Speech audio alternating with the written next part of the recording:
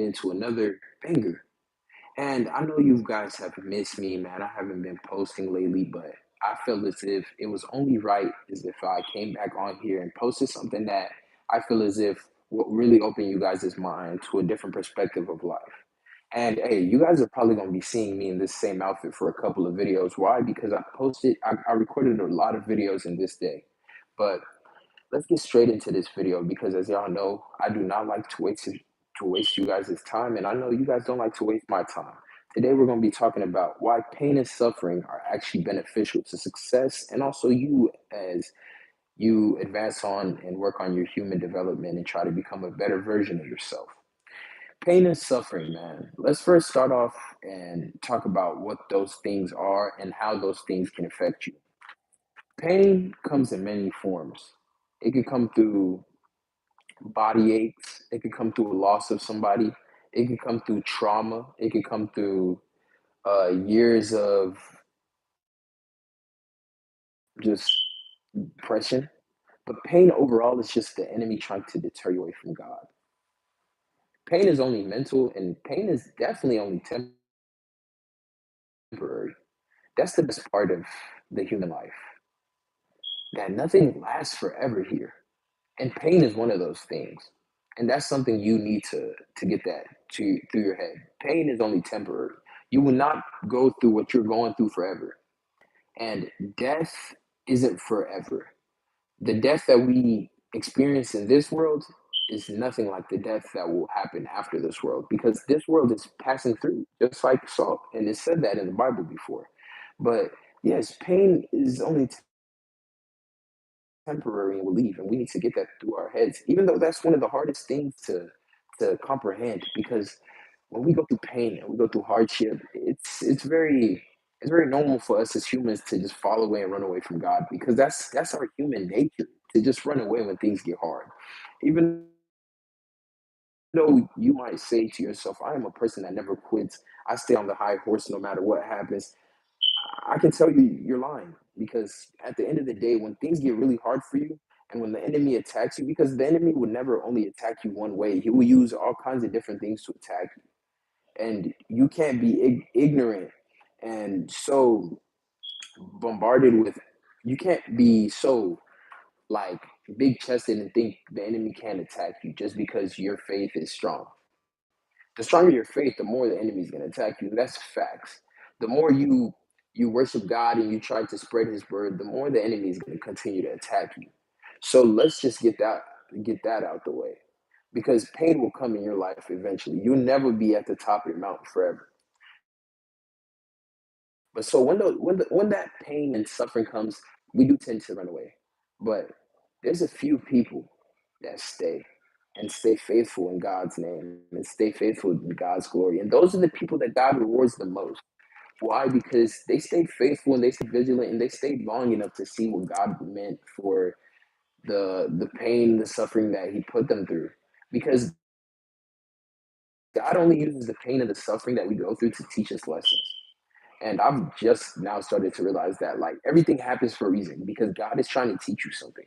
Because if you didn't go through that traumatic experience that you're going through right now, you wouldn't have what you have right now. You would not have learned what you have learned, and you would not be as mature as you are now. Because that pain, that heartbreak, that thing that just left you broken inside, and just it just made you think to yourself, how am I ever going to be normal again? I really don't want to wake up tomorrow. I hope somebody takes my life. Those kinds of feelings, when you go through those kind of things, that's just God preparing you for the next chapter in your life. And sometimes those moments could be very hard for different people. It all depends on what kind of person you are. Like I've said in previous videos, I don't believe in introverts. Everybody's an extrovert. It's just some people are shy and some people can't function in certain situations, so they tend to be more like off, and they won't talk. But there's nothing wrong with not talking and listening more than you speak. But don't call yourself an introvert because you definitely have a great personality. But yes, you know, in those moments things can feel tough, but when you allow God to work in those moments, He can work miracles. Isn't like our whole thing is small circle, big goals, big faith, big faith. You gotta have faith in those moments, man. That pain, that struggle, it's gonna teach you something. That's why I feel as if the people that grow up rich, usually once their parents or the inheritance dies off, the people that made the money, they usually lose it all after. Why? Because they didn't have to go through the pain and the hardship.